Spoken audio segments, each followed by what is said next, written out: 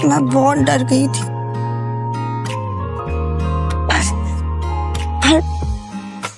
पर अब मेरे साथ है तो अब कोई डर नहीं है। अपने आखिरी शब्द कहते हुए शनाया किसी छोटी बच्ची की तरह मुस्कुरा रही थी। मैं हमेशा आपके साथ हूं, आपको डरने की कोई जरूरत नहीं है। इन्हें क्या हो गया अभी? ये शब्द तो मैंने पहली बार सुना है कहीं। एक मिनट, शायद शनाया का नशा अभी तक उतरा नहीं है।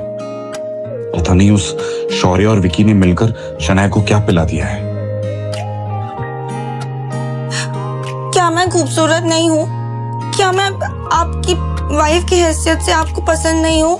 अब तो आहान की हैरानी का ठिकाना नहीं था। शनाया उससे ऐसा सवाल कैसे कर सकती थी? अगर शनाया खूबसूरत नहीं थी तो खूबसूरती की डेफिनेशन ही गलत थी। नहीं, ऐसी कोई बात नहीं है। आप ऐसा क्यों सोच रही हैं?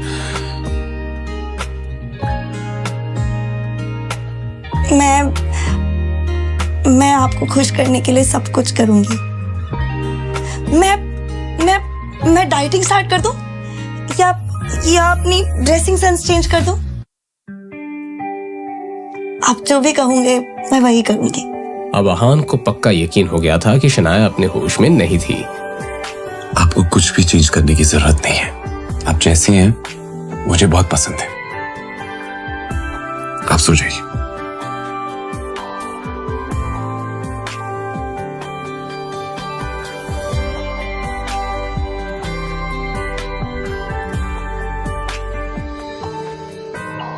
अभी आप यही सो जाइए ना।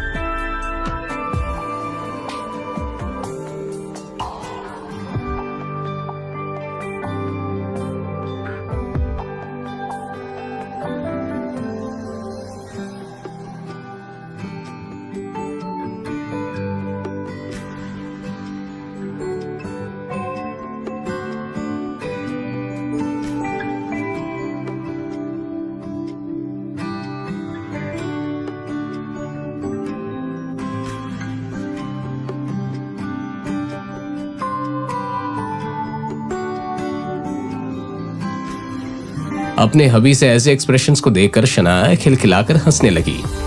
ऐसे ही हंसते मुस्कुराते हुए वो दोनों कब सो गए उन्हें पता नहीं चला।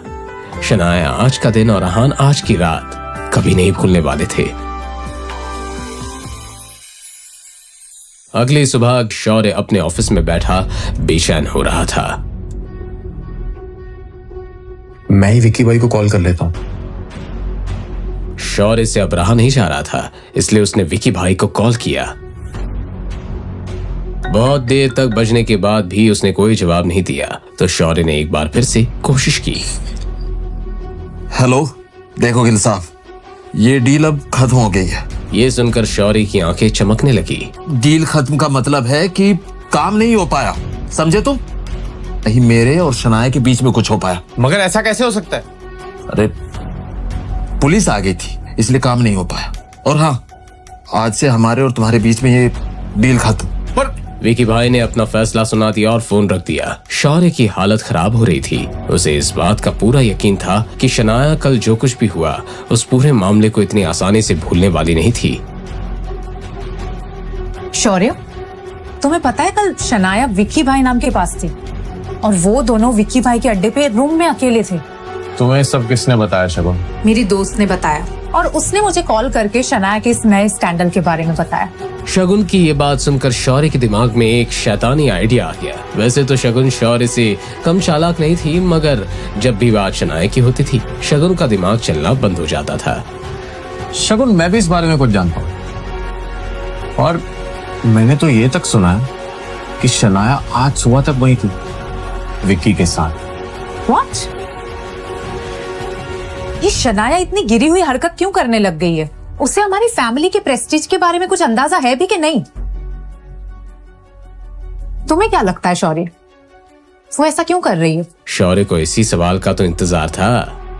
ये सब तो देखो मैं भी नहीं जानता, मगर हो सकता है कि वो स्प्रिंग कॉर्पोरेशन के प्रोजेक्ट को हथियाने के लिए इस गुंडे विकी का साथ लेना चाहती हूँ। हमें दादाजी को इसके बारे में बताना होगा इससे पहले कि देर हो जाए हमें दादाजी को मनाना होगा। हम चलते हैं। शौर्य यही तो चाहता था, अब उसे कुछ कहने की जरूरत ही नहीं थी।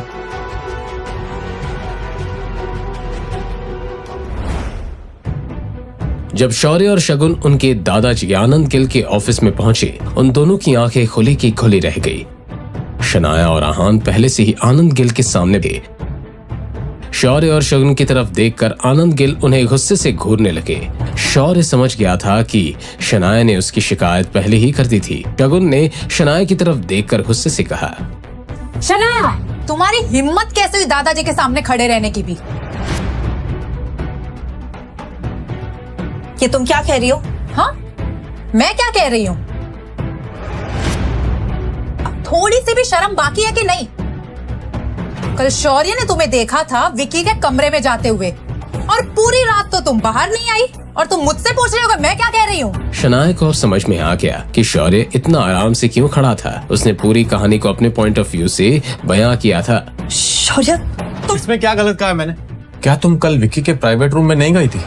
तुम अच्छे से जानती हो शनाया कि तुमने क्या की। शनाया, तुम सबको बेवकूफ बनाना बंद करो। हर्ष मेरा तक ठीक था, लेकिन विक्की, तुम ये भूल कैसे सकती हो कि तुम अपने साथ गिल फैमिली का नाम लेके चलती हो? फिर उसने अपने दादाजी की तरफ देखकर कहा, देखा दादाजी, कल इसने सबके सामने शौर्य पे हाथ उठाया था, और आज ये मुझे चुप करवा रहा है। आहान के बारे में तो आनंद गिल ने भी सुन रखा था। आहान ने कहा था कि वो आनंद गिल से बिल्कुल नहीं डरता था। बस बहुत हो गया। आहान के बारे में तो हम बाद में बात करेंगे। जरूरी ये है कि हम इस बात का पता चलाए कि आखिर तुम दोनों में से झूठ कौन बोल रहा है हमसे। जाहिर सी बात थी, उनके लिए आहान बिल्कुल भी जरूरी नहीं था। अपने दादाजी की इस बात को सुनकर शौर्य और शगुन नॉर्मल थे, मगर शनाया, उसके चेहरे का रंग पीला पड़ गया था। दादाजी ने जो भी कहा उसका यही मतलब है कि उन्हें शुरुआत से मेरी कही एक भी बात पर बिल्कुल भी भरोसा नहीं था। इस बात से शनाया कितनी अपसेट हो गई थी, इस बात का अंदाजा लगाना आहान के लिए कोई मुश्किल बात नहीं थी। शनाया, क्या तुम्हारे पास कोई ऐसा सबूत है जो ये साबित कर सके कि शौर्य ने विकी नाम के गुंडे के पास जाने के लिए मजबूर किया?